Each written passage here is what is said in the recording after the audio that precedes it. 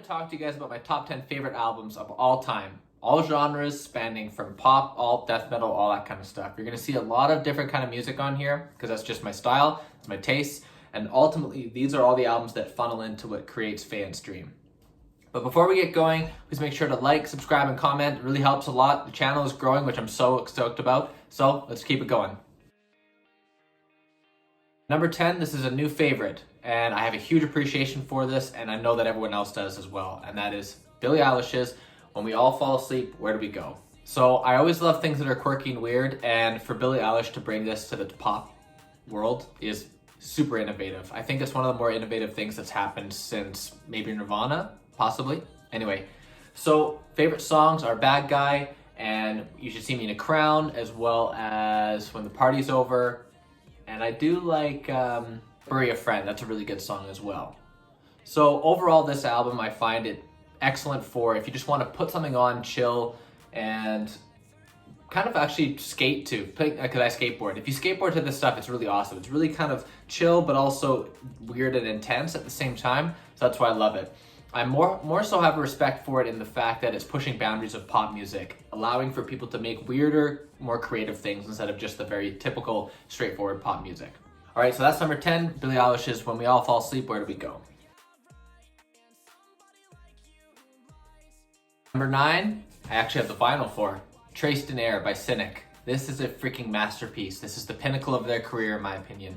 So, geez, what can I say about it? Well, the art is incredible because I think that's technically a lost art form, I suppose, in music, is the actual physical album and seeing what is going into it. All the art, everything, and holding it, feeling it, touching it, smelling it, the whole thing. So, favorite songs, Evolutionary Sleeper, actually, you know what? I'm just going to back up and say that I love every single song on this equally, which is why it's one of my favorite albums. Ones that stand out are Evolutionary Sleeper, Unknown Guest, as well as The Space for This. But literally the album is so perfectly done that it is something that it could be listened to as this whole unit. Each song is extremely memorable. Each song has amazing riffs because I play guitar. And there's a reason why I have that guitar is because of that album. So thank you very much, Cynic. Number 9, Traced in Air. Number 8 on the list is All Killer No Filler by Sum 41. Now, I believe that as of the next few days, 20 years ago, this album was released. And this album is a masterpiece of pop punk and alt rock, I would say, as well. It's not just pop punk. It has some metal influence as well, because these guys love metal. So, what can I say about this record? Aside from the fact that every time I listen to it, it brings me back to when I'm like a really young kid, when I first discovered it, when everything was new. CDs, Walkmans, all that kind of stuff. This was a time when you had to either hear it in a movie, which I heard it in Cheaper by the Dozen, because they had In Too Deep on it, or you just kind of found out through your friends, and that it brings me back to that. Favorite songs are In Too Deep, Fat Lip, and Heart Attack. Heart Attack, I believe, is actually the second best song on the record. Motivation is also a really good one as well. So, love it so much. The sound quality is perfect. Jerry Finn did an awesome job, and he had one hell of a year because one of the albums that I'm going to be discussing next, he also produced. Number 7, Nevermind by Nirvana. This album is incredible. Obviously, that's a masterpiece as well because I believe that it started alternative music and put it into such a mainstream level. And not only that, but Kurt Cobain became like godlike because of how quirky he was and how like he didn't want to be in the spotlight, but he was so pop culture, it was unbelievable. So this album is perfectly produced, sounds just like it came out yesterday. So favorite songs are Smells Like Teen Spirit, In Bloom, Come As You Are, Lithium. Lounge Act is my favorite song. That's my absolute favorite song. Lounge Act is I think it's kind of an under the radar song, but it's got the most amazing bass groove. The melody is so unique and swingy. So great. I discovered it on Skate 1. That's how I discovered that song. So Nirvana, Nevermind. Number 6 on the list is Ocean Avenue Acoustic by Yellowcard. Acoustic. The reason why it's my favorite is because I didn't actually hear the first album very much when it came out in 2003. Like I heard Ocean Avenue and Way Away, of course, because of SSX3, but I never really listened to it. So I discovered this album, the acoustic album, in 2000, 16, and that's when I first heard it, and I just absolutely loved it because I love more of a little bit of a soft vibe. I found that the original record was a bit too on the punk side, like in terms of it was a bit raw. The vocals weren't as smooth as I really wanted it to be. Obviously, it's the original, and no one can touch it. But the Ocean Avenue acoustic album is my favorite. Favorite songs are Only One Acoustic, 23, Ocean Avenue, Inside Out. That's a good song. Yeah, I can't really say too much about the album aside from the fact you have to listen to it. It sounds incredible, super crisp, super clear, and Ryan Key's voice is amazing because he took a totally different vocal style than what he did on the original Ocean Avenue. So that's number 7. Number 5 on the list, Death's Leprosy. Yes, I have the vinyl for it. I absolutely love this record. And the reason why is because it is such a raw, awesome take on death metal. And this was 1988, so this was kind of the early days of death metal, but he did it so well. And the reason why is because Chuck never forgot about songwriting. It wasn't just how fast he could play, how hard he could play, how many growls he could do. The songs are catchy. I remember all of them. I think that all the songs are equally as awesome. Favorite songs are Open Casket, Born Dead, Pull a Plug, Left to Die, and there's one more that I really like. I think Primitive Ways is really cool too. So yeah, the sound of it is haunting as well. It just like, you cannot like recreate that. It was in that studio at Mars Sound at that time. Unbelievable sound. Really, really scary. Like if you were a kid and heard this, it would be freaking terrifying. And this album actually is the reason why Necrophagist started. Because this album inspired so many people because it was great songs and it was brutal. So, number 5, Death's Leprosy. Number 4 on the list is Ocean Eyes by Owl City. This is a synth pop masterpiece as well. I kind of tend to think that all of these are masterpieces because they each bring something to the table. Now, Owl City, what I think that this album really did was it showed that a basement musician in the mid kind of really early stages of like heavy social media, this was the first time that a bedroom musician hit it big. And not only did it hit it big, he hit it number 1 in 24 countries with Fireflies, which is that's no joke. And it's a great song. It's not like this corporate crap. It was a written song by one quirky, talented guy, and I love it.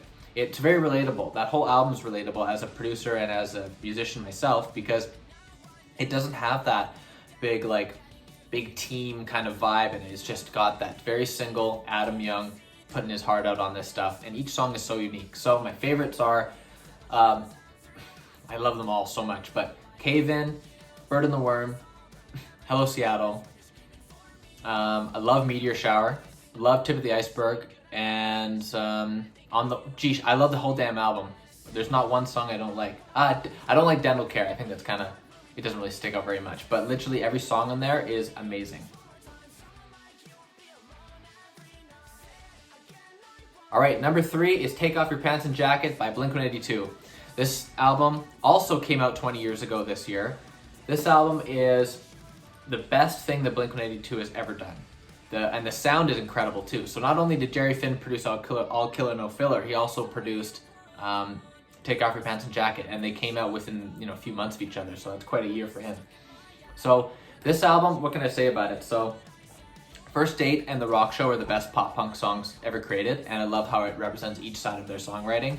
Tom DeLonge's First Date, I believe, is the better song. I think it has dynamic changes, so you have your pauses like da-na-na, let's go. So that's really cool, but you also have kind of a halftime beat that goes in the bridge. That's really cool as well. Whereas The Rock Show I find is much more straightforward, straight pop punk, and it doesn't really have any breaks. Still a great song. It's like windows down, summertime with your friends, super nostalgic. And the fact that it's 20 years old and it still sounds like, it sounds better than most music, honestly, because it was produced so well. And fun fact, it was recorded on tape, except for the vocals. All-time favorite song on that record is First Date. Second favorite song is probably Every Time I Look For You. I think that's a really great song.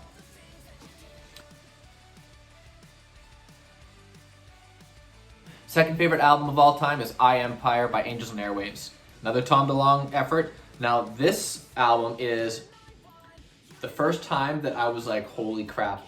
This is like, not only do I like every song, like perfectly, each song, love them exactly the same, but it also gives me an emotional response.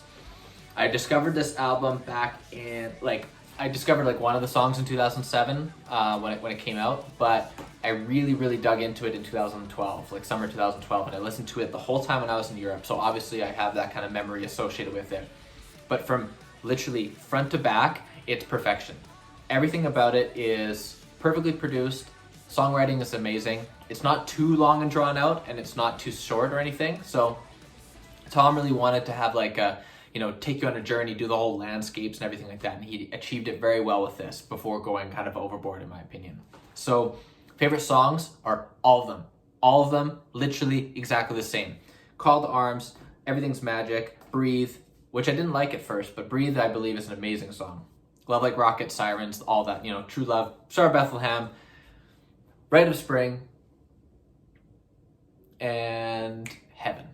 Cannot go wrong with that album. My gosh, it's good. Geez, check it out. So good. And that's number 2.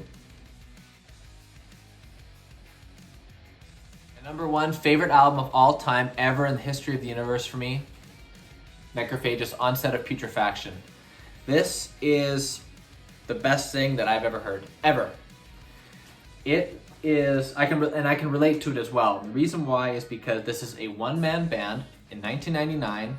So from 95 to 99, he wrote these songs. These 8 songs are incredible.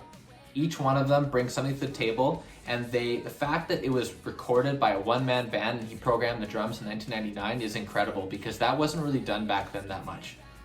So favorite songs, I do have like favorites and like non-favorites and stuff. However, favorite songs are Intestinal Incubation, and I love Parental Double Discharge and Mutilate the Stillborn. Those are my 3 favorites.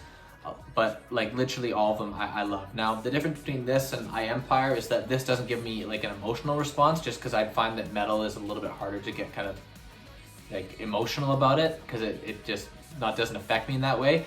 But this album is the reason why I play guitar. At least the type of guitar that I play.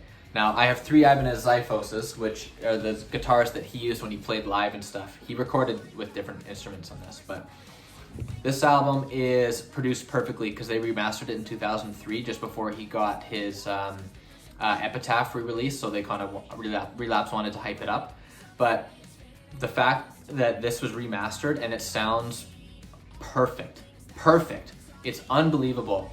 Like the drum samples are just so punchy, and the guitar tone is like legendary. It's clear and it's like mid-range based, but it is just like so amazing. My gosh. Solos obviously are legendary, incredible, and what else can I say? Like, it's just perfect. It's the most amazing album I could ever ask for, and I'm so thankful that I own it on vinyl. So that's my top 10 favorite albums. It's very weird, spanning from Billie Eilish to Necrophagist. There are some honorable mentions, which is like, number 1 is Millennium by Backstreet Boys, because that album was a huge deal when that came out, and I think that the songs are incredible because Max Martin was involved, obviously. Number 2 would be Enema of the State by Blink-182. Great album, but it wasn't quite as polished and as good as the pinnacle, which is Take Off Your Pants and Jacket. Third honorable mention would be Symbolic by Death. Now, I don't have that on vinyl, unfortunately, but that album that's Chuck's masterpiece. I can see why he wanted to go out on that note. After that, 98, they did The Sound of Perseverance, which was supposed to be Control of the Nine songs, but you can definitely tell that he wanted to end on Symbolic. So that's another great album, but I chose Leprosy instead. All right, thank you guys very much. Love how you guys are tuning into my stuff, and I hope that you guys kind of found something interesting about this video, because it's a very weird spread. I don't think there's really one that's like this on YouTube. So thank you very much. See you later.